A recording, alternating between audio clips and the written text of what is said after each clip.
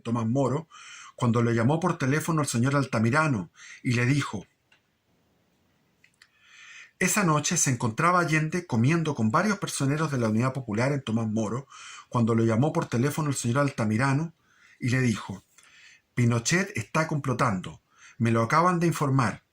Hoy estuvo en la Academia de Guerra y efectuó reuniones con algunos oficiales. Allende le contestó: voy a investigar. Y fue cuando de inmediato me llamó y luego les informó lo que sucedía con mi persona a los que estaban allí. Él previó lo que podía pasar en su casa si en realidad yo era sorprendido. Por ello, creo que citó al otro general para que, si se comprobaba la denuncia que pesaba sobre mí, el otro general, asumiera el mando del ejército en forma inmediata. Después de haberme retirado a mi domicilio, Allende llamó al general Prats, que era ministro de Defensa, a quien le expresó que había sospechado que yo estaba complotando, como le había comunicado muy acertadamente Carlos Altamirano, que tenía gente infiltrada en el ejército.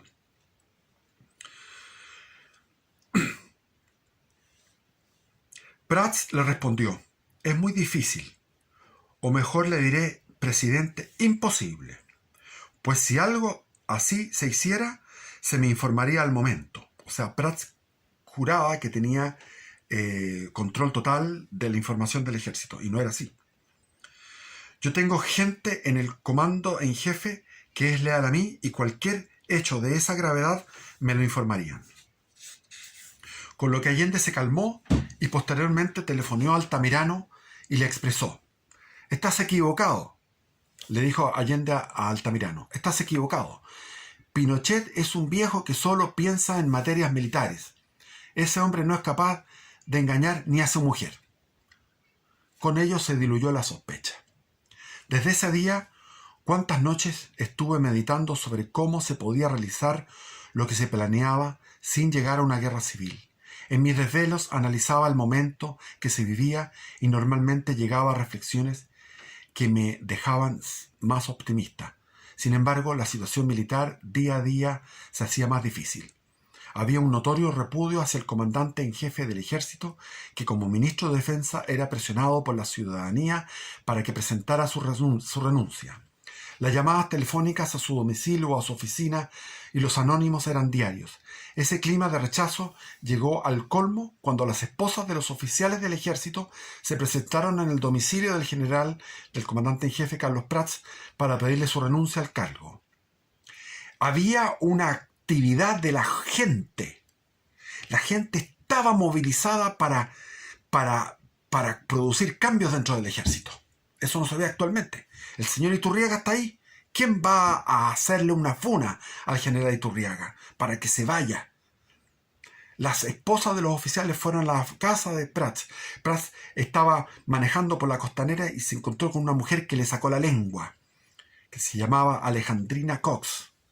Y él se bajó con una pistola y le disparó a ese auto, a esa mujer. Estaba nervioso y en ese momento ya estaba con los nervios tan hechos pedazos el general en jefe, el señor Carlos Prats González, ministro de Defensa, que presentó su renuncia. Lo hostigaron. Ahora nada. La reacción del general Prats fue pedir la protección policial, lo cual fue peor cuando fueron las mujeres, pues las fuerzas policiales se hicieron presentes de inmediato para despejar la calle, empleando para ellos bombas lacrimógenas y carros lanzaagua.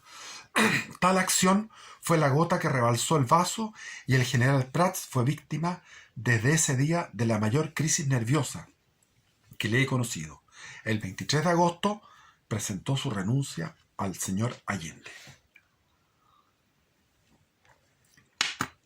Ese mismo día, 23 de agosto de 1973,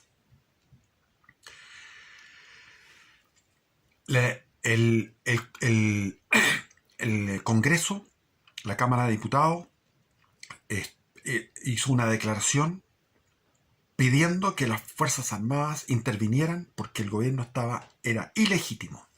Y el Poder Judicial también pidió la intervención de las Fuerzas Armadas, declarando que el gobierno de Salvador Allende había violado la Constitución y las leyes y era ilegítimo. Había dos poderes del Estado pidiendo la destitución de Allende mediante el uso de la fuerza.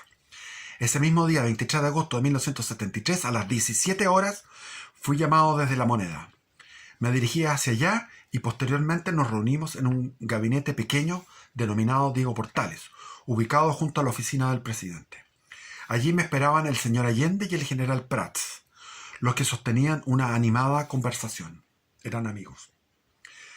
Después de los saludos correspondientes, habló el general Prats y dijo: Presidente, el general Pinochet es el que me sigue en antigüedad y en estos años le ha correspondido desempeñarse como comandante de la guarnición de Santiago, jefe del Estado Mayor General del Ejército y como comandante en jefe subrogante del Ejército. El señor Allende respondió: sí, lo he visto, y acto seguido comentó, entre otras cosas, el quiebre que vivía su gobierno a consecuencia de la incomprensión demostrada por la democracia cristiana. Estaba el diálogo entre Patricio Aylwin y Salvador Allende, que lo había promovido el cardenal Raúl Silva Enríquez. El diálogo cuyo objetivo era entrar al gobierno para recuperar el poder. O sea, Allende no fue capaz de compartir el poder con la democracia cristiana.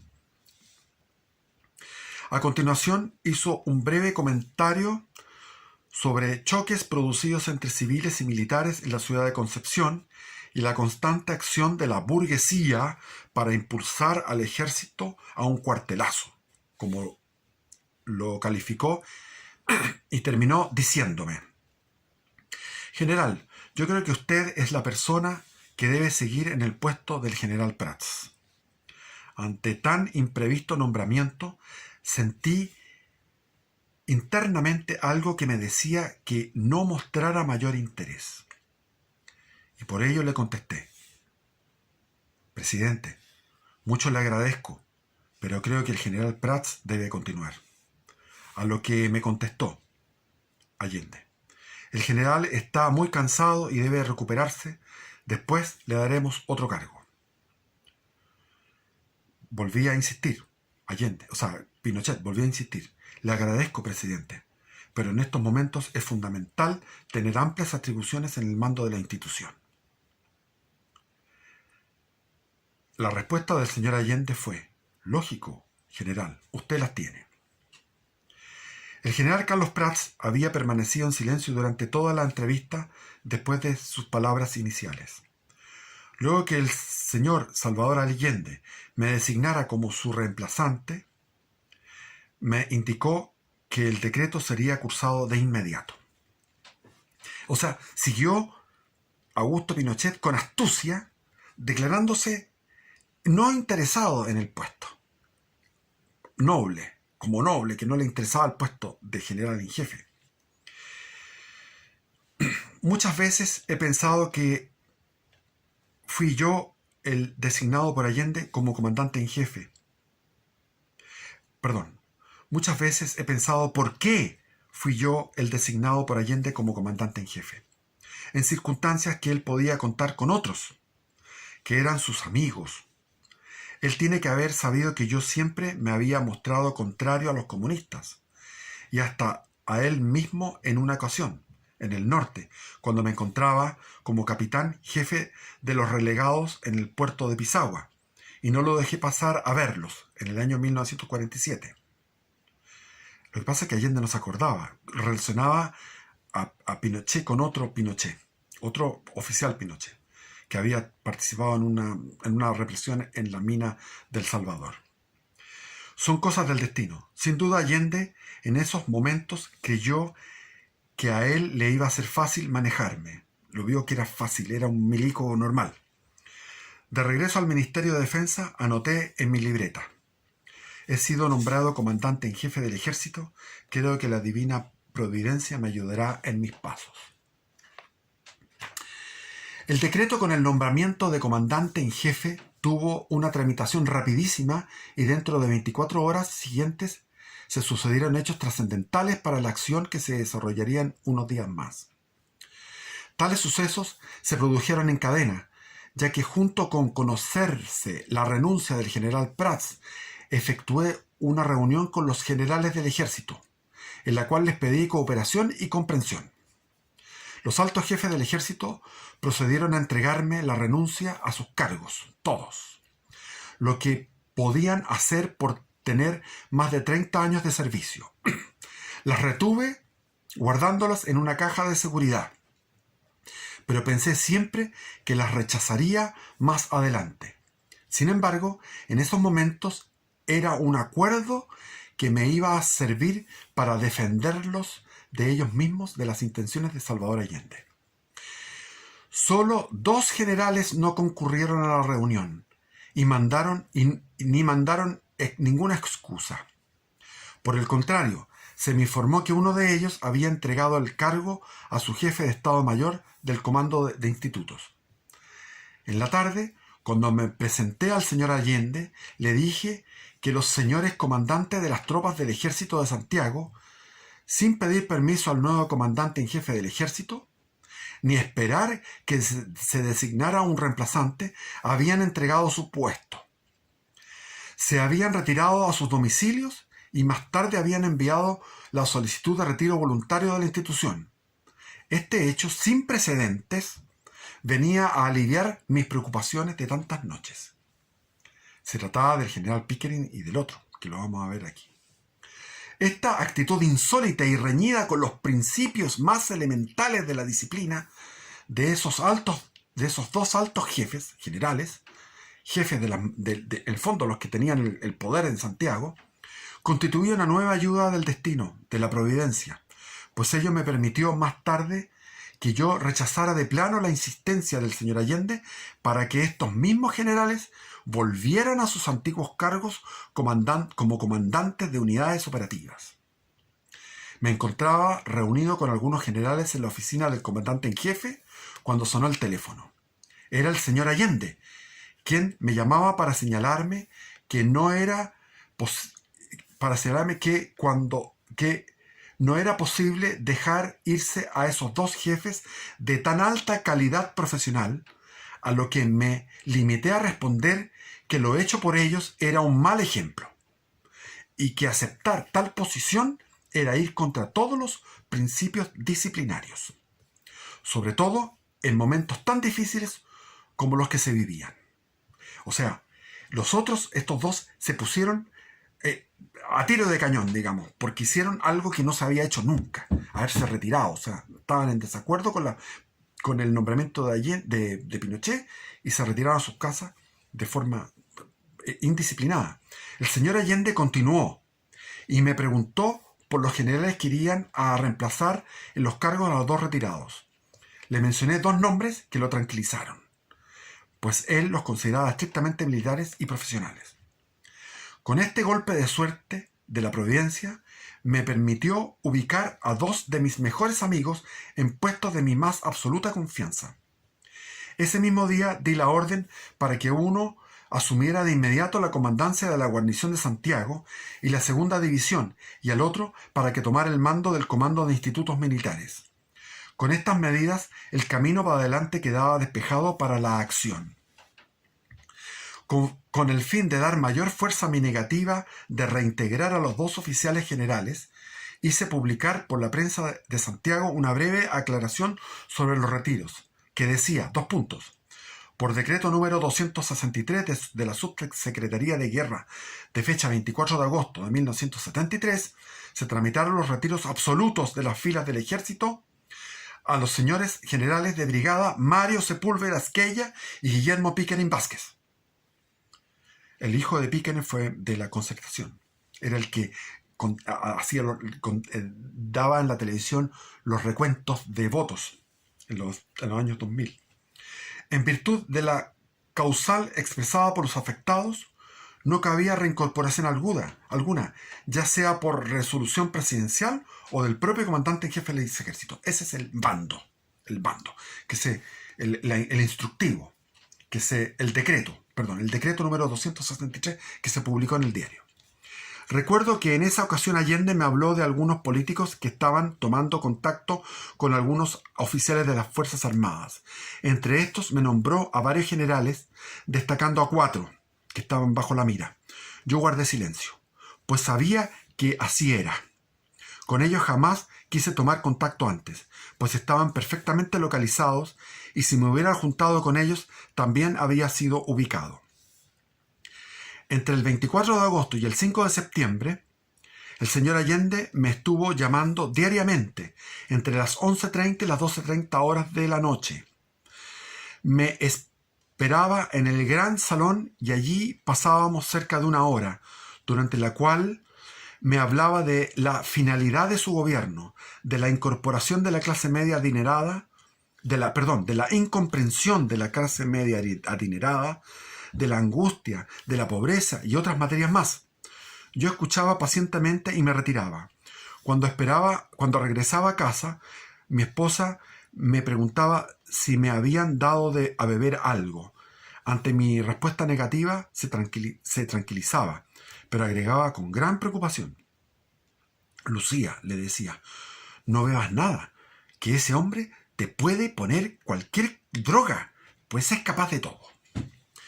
Al segundo día de nuestros paseos sucedió un hecho que no agradó al señor Allende, y fue cuando me comenzó a hablar de actitudes negativas, de conspiración contra el gobierno, y en la que participaban 4 generadores, estos mismos 4 generales que estaban en la mira. Mi reacción inmediata fue que yo no podría acusar ningún retiro.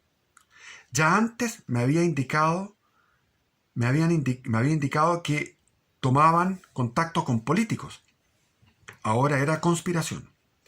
Este hecho sucedió así. El día 24 de agosto, que era viernes, me llamó a las 11:30 de la mañana y después del habitual lavado de cerebro, que me hablaba de cosas políticas, en forma sorpresiva me dijo: Allende, me dijo, general, es necesario llamar de inmediato a retiro a los generales Torres, Bonilla, Carrasco y Sergio Arellano Stark. Pues estos oficiales han tenido actitudes poco humanas con los trabajadores. Se refería a Torres y Carrasco. Y también, como lo expresé el día de ayer, dijo Allende, se han reunido a complotar con políticos de la democracia cristiana. Me aclaró que eran Bonilla y Arellano. Ambos habían sido edecanes del presidente Frei en el gobierno de Frei. Recuerdo que esperé unos segundos y luego le contesté. Así le contestó Pinochet a Allende: presidente, nada me costaría hacer lo que usted me está pidiendo, pues tengo todas las renuncias de los generales en mi caja de seguridad. Pero si eso hiciera, mi calidad de hombre de honor se rompería desde ese instante, pues tal medida significaría para toda la institución que yo acepté de usted mi designación a este puesto para que a su vez, en compensación a ello, diera curso a las renuncias que me pide. Y yo, señor presidente, no me presto para ello por ningún motivo. Además, usted me expresó que en el mando del ejército tenía amplias atribuciones, como lo he demostrado con la medida aplicada a esos 2 generales, a Pickering y a Sepúlveda. Y usted así lo confirmó cuando me designó en el cargo. Le dijo: usted tiene todas amplias facultades. Y él no quería, en el fondo, le dijo a Allende que él no quería quedar como que estaba comprometido su nombramiento con dejar afuera a ciertos generales y con tomar medidas políticas, digamos. Él quería mantener ser impoluto, impecable como soldado. Observé, como dije, que no le agradó mi respuesta. A Allende no le gustó. Pero en ese momento solo atinó a decirme: claro, general, usted tiene todas las atribuciones para ello. Y no insistió más. Sin embargo, el subsecretario del ministro del Interior, Daniel Vergara, el Barnabás Collins, el vampiro Vergara, diariamente llamaba telefónicamente al subsecretario de Guerra, coronel al retiro Valenzuela, para que éste a su vez me convenciera de que cursara la renuncia de los 4 generales en cuestión. Esa autoridad de gobierno recibía invariablemente la negativa a la petición. Pero después de 2 o 3 días, y ante una nueva insistencia, me vi obligado a darle una respuesta bastante dura y hasta diría descomedida. pero más vale una colorada que 100 amarillas. Después de ello, no insistió más. O sea, siguió en esa tónica de mostrarse como un general, como un soldado, un oficial profesional y que no se mete en política. Había como una luz del cielo que nos iluminaba en esos días negros. Todos los problemas se aclaraban o se solucionaban en forma tan limpia y normal, hasta que los hechos que al principio parecían negativos tenían un final favorable. Hoy, cuando miro el camino recorrido, ahí viene el título de esta gran obra, pienso cómo la providencia, con mayúscula, sin forzar los actos, iba limpiando la senda de obstáculos para facilitar con ello la acción final que deberíamos realizar para terminar con el gobierno de la Unidad Popular. También deseo dejar muy en claro que no es mi intención mancillar el nombre de los generales que se fueron el día 24 de agosto. Su actitud obedecía a la ciega obediencia que creían deberle al gobierno. Hoy estimo, además, que con su actitud solo estaban cumpliendo el mandato del destino, donde actúa la mano de la providencia de las más inesperadas maneras. Sé que muchos no lo aceptan así, y aún más se burlan de ello, pero las creencias dan fuerza a los actos. Y dice más allá que una cosa es ser obediente al gobierno, otra cosa es ser obediente a la patria. En ese momento el gobierno y la patria eran dos cosas diferentes, opuestas. En los últimos días de agosto la situación ya era insostenible. Nuestros compatriotas habían llegado al límite de la tensión. El día 27 de agosto, la Dirección de Operaciones, que es la inteligencia militar, me entregó un extenso memorándum sobre la situación nacional e internacional e institucional.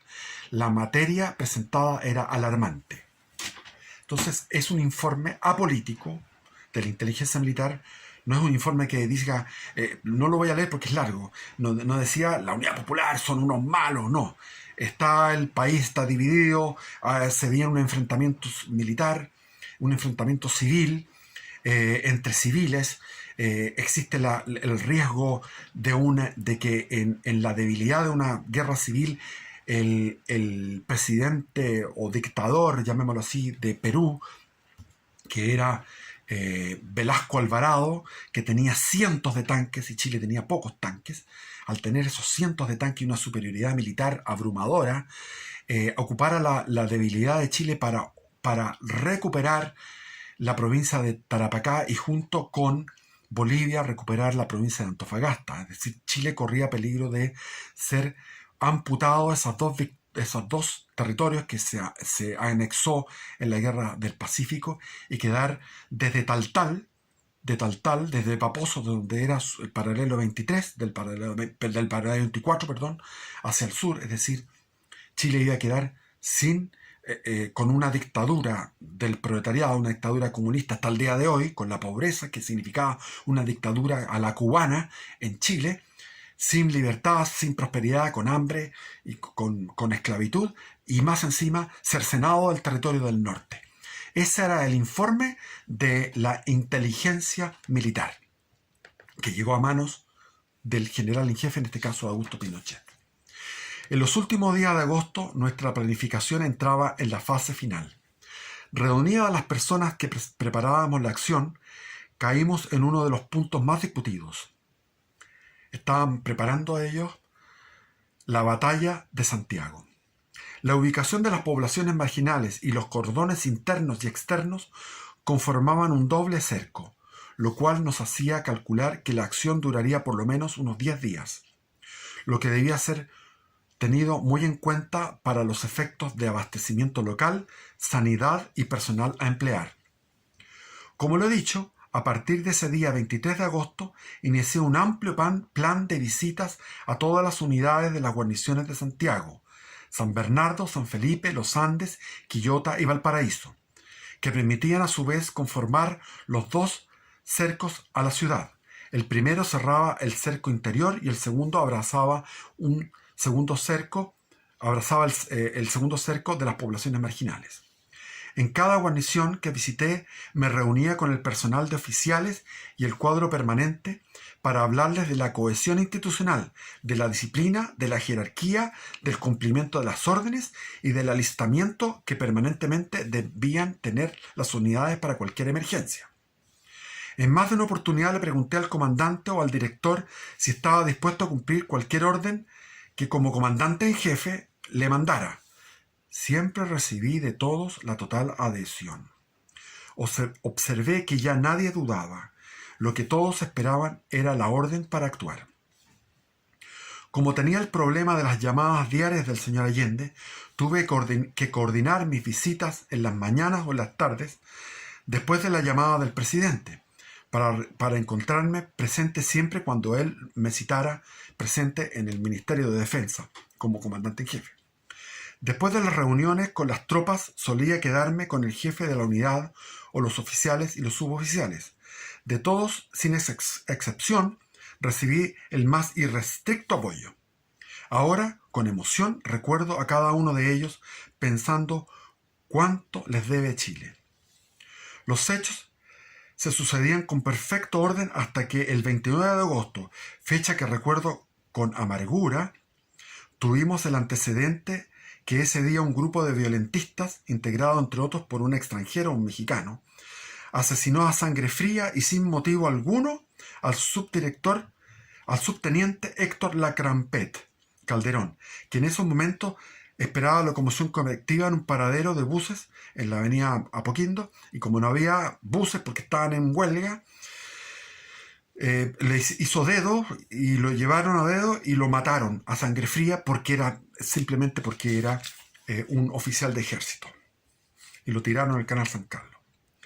Él aceptó la invitación de subir para ser llevado, pero en las pocas cuadras del trayecto lo asesinaron, disparándole a boca de jarro. Después de desvestirlo, lo pensaban lanzar al canal San Carlos, pero tocó la casualidad y el error que investigaciones lo detuvieron a los hechores del crimen. Pues se cruzaron, y los de investigación eran de izquierda, eran de extrema izquierda, pero se dio esa casualidad. Cuando di cuenta al señor Allende del lamentable episodio me dijo: me han informado ya, pero a este joven le encontraron cigarrillos con droga en sus bolsillos, dijo Allende. Mi indignación estuvo a punto de estallar y decirle que era un mentiroso.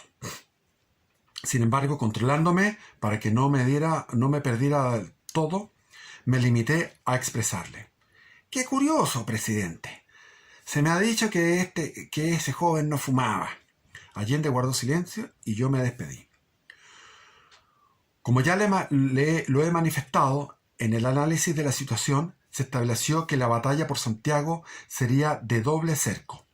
Para afrontarla era necesario disponer desde luego de dos agrupaciones que actuaran coordinadas, pues una iniciaría el combate y formaría el primer cerco sobre el centro de la ciudad. Cuando se iniciara el combate, cabía la posibilidad de que las pobladas de los cordones actuaran sobre estas tropas. Este era el momento de emplear la segunda agrupación, que daría el abrazo final, los que estaban externos a Santiago, dejando dentro de ellos a los que nos estuvieran a su vez atacando desde el primer cerco. Bueno, son cosas técnicas las que está hablando aquí, de militares. Esto, tan fácil de decir, era complicado en su ejecución. Se necesitaba alistar a las dos agrupaciones y separarlas en el tiempo y en el espacio, pero también la fase de alistamiento previo debía hacerse totalmente en secreto. Se debía evitar cualquier filtración que pudiera alertar al gobierno, cuyo servicio de informaciones se sabía que estaba muy bien organizado, como ya se vio. Como yo mismo lo había comprobado una noche que comía con Prats en el comedor del comandante en jefe, y allí llegó el ministro Toá, el ministro de Interior Toá, a decir que se sabía que existían movimientos de tropas en el sur. Yo le repliqué que se trataba de una unidad de caballería que había regresado a la guarnición de Valdivia después de unos días de trabajo fuera de la ciudad. Toá tomó el teléfono, marcó un número y formuló la misma pregunta a la que yo le había respondido anteriormente y dio el número de nuestro teléfono. 5 minutos más tarde le confirmaban la respuesta que yo había dado, lo que comprobaba sin lugar a dudas que ellos tenían un buen servicio de inteligencia. El día 5 de septiembre me dirigí al gabinete del ministro de Defensa Nacional y allí le expresé la imposibilidad de efectuar la revista preparatoria de la Gran Parada con el total de las tropas. Agregué que iban a participar en ella solo las tropas de la guarnición de Santiago. Cuando el señor Orlando Letelier me pidió las razones que había para ello, le aduje falta de atención alimentaria en Santiago para las unidades que venían de fuera y la necesidad de economizar combustible que estaba faltando. Todo cosas reales. Faltaba alimento, faltaba combustible. El ministro aceptó estas razones, pero me señaló que arbitrara las medidas para que vinieran tropas fuera de la guarnición. Así pues, para esa oportunidad había que tomar las medidas para que de otras guarniciones de los alrededores de Santiago concurrieran algunos medios. El motivo de dejarlas fuera de Santiago era en realidad una medida para disponer posteriormente de estas fuerzas con el fin de materializar el doble cerco y cercar la ciudad. O sea, lo que quería Pinochet era mantener las unidades que estaban, lo señaló aquí de distintas partes, se me olvida, pero que estaban fuera de Santiago, mantenerlas fuera de Santiago para que después pudieran ir al doble cerco, el cerco interno y el cerco externo sobre los cordones industriales. Eso es lo que yo entiendo. Entonces, Orlando Letelier quería que vinieran todas a la parada, a la preparación de la parada, que era el 14 de septiembre. El total de esas tropas solo vendría el 19, el día de la gran parada militar, pero vendrían algunas de ellas a reforzar a las de la guarnición. Ello me permitía fijar como día D, el día del golpe, el 14 de septiembre. Era conveniente enmascarar la partida por el tiempo de demora, el alistamiento. Era conveniente enmascarar la partida por el tiempo que demora el alistamiento con la entrega de municiones, que a veces se prolonga hasta 3 o 4 horas. Estaba pensando en la entrega de municiones para ese día D, lo que bien permitía dar la alarma a algún infiltrado. En cambio, con el encubrimiento de la parada preparatoria bien podía pasar inadvertida. O sea, la excusa era la parada preparatoria del 14 de septiembre. En ese momento podían concurrir, podían armarse las tropas y hacer y justificar el acuartelamiento de las tropas. ¿Ya? Se está yendo el tiempo, muy corto, tenemos que seguir con lo que fue la reunión de Gustavo Elis Guzmán con Augusto Pinochet, con los encargados de la Armada, donde se concertó el golpe, ya no el 14, sino que el 11, y las dificultades que tenía Pinochet para poder dar el golpe el día 11, porque no podía